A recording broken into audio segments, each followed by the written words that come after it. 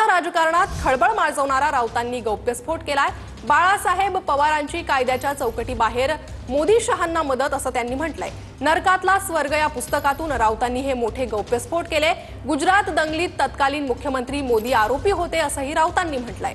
तर अमित शहा एका खून प्रकरणात आरोपी होते असा खळबळजनक आरोप राऊतांनी केलाय। यूपीएच्या काळात पवारांमुळे मोदींची अटक टळली असं या पुस्तकात राऊतांनी म्हटलंय। तर मोदींच्या विनंतीनंतर शहांना जामीन मिळण्यास मदत केली असंही राऊत म्हणाले। शहां प्रकरणी संबंधित व्यक्तीशी बाळासाहेब थेट बोलले होते। मोदी शहांनी बाळासाहेब पवारांचे स्मरण पुढे किती ठेवलं असा देखील सवाल राऊतांनी या पुस्तकातून उपस्थित केलाय। यूपीएच्या काळात पवारांमुळे मोदींची अटक टळली असं संजय राऊत म्हणालेले आहेत। मोदी शहांनी बाळासाहेब पवारांचं स्मरण पुढे किती ठेवलं असा सवाल देखील संजय राऊतांनी उपस्थित केलाय। त्यांच्या पुस्तकात त्यांनी संपूर्ण देशात खळबळ माजवणारे काही धक्कादायक दावे केलेले आहेत। बाळासाहेब आणि शरद पवार यांनी कायद्याच्या चौकटी बाहेर जाऊन मोदी आणि अमित शहांना मदत केली असा खळबळजनक दावा नरकातला स्वर्ग या पुस्तकातून संजय राऊत यांनी केलेली आहे। गुजरात दंगलीतील तत्कालीन मुख्यमंत्री मोदी आरोपी होते। अमित शहा एका खून प्रकरणात आरोपी होते।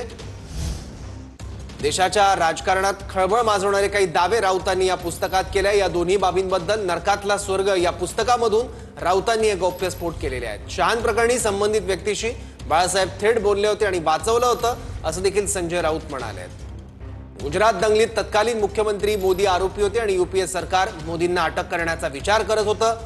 पण मोदी हे एका राज्याचे मुख्यमंत्री आहेत आणि या पदावर असलेल्या व्यक्तीला अटक कशी करावी असा मुद्दा पवारांनी मांडला आणि अटक टळली असं संजय राऊत म्हणालेले आहेत। याबद्दल वेगवेगळ्या प्रतिक्रिया आपण जाणून घेऊयात। भाजप नेते सुधीर मुनगंटीवार आता आपल्या सोबत आहेत। सुधीर भाऊ, तुम्ही सगळे आरोप बघितलेत काय पुस्तकातले? काय काय दावे आहेत खळबळजनक?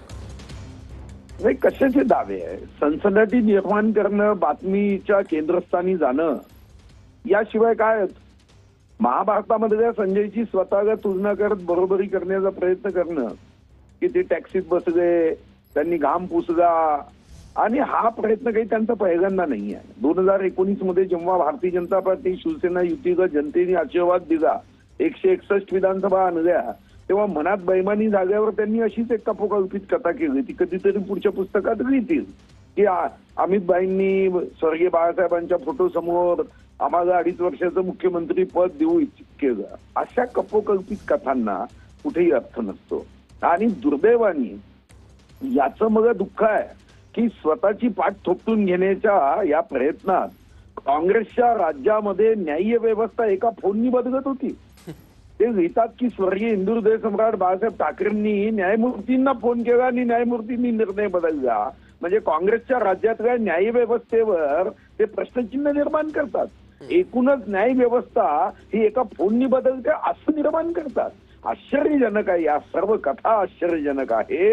अशा पद्धतीने पुस्तक लिहिल्याने आपण एकूणच या देशाच्या संविधानाच्या अमृत महोत्सवी वर्षानंतर आपल्या न्याय व्यवस्थेला इतक्या खालच्या पातळीवर आणण्याचा प्रयत्न करणं हे अजून दुर्दैवी आहे। आणि आपण त्या न्यायमूर्तीबद्दल सन्मान केला पाहिजे। न्यायमूर्ती महोदय हे सत्याच्या बाजूने निकाल देतात। ठीक आहे, धन्यवाद सुधीर भाऊ आपल्या सविस्तर प्रतिक्रियेबद्दल। तर हे सर्व दावे फेटाळून लावलेले सुधीर मुनगंटीवार यांनी काहीतरी सनसनाटी निर्माण करण्यात